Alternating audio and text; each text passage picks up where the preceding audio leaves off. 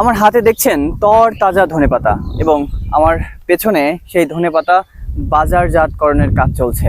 দাঁড়িয়ে আছি বাংলাদেশের দক্ষিণ পশ্চিম অঞ্চলের জেলা চুয়াডাঙ্গাতে, যে জেলা থেকে বাংলাদেশের সবজির চাহিদা বেশিরভাগই মেটানো হয়। এবং এই যে ধনেপাতা, এগুলো যাবে ঢাকা, চট্টগ্রাম, এবং আজকের যে ধনেপাতা দেখছেন এগুলো যাবে ঢাকা কারওয়ান বাজারে।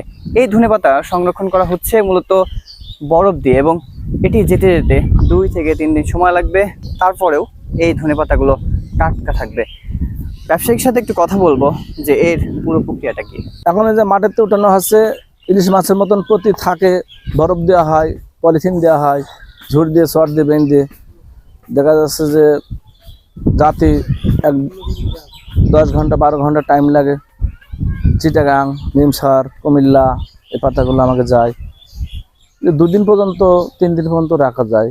দেখা যাচ্ছে যে একদিন থেকে গেল, ফিরে দিন আবার একটু বরফ দিতে হয়।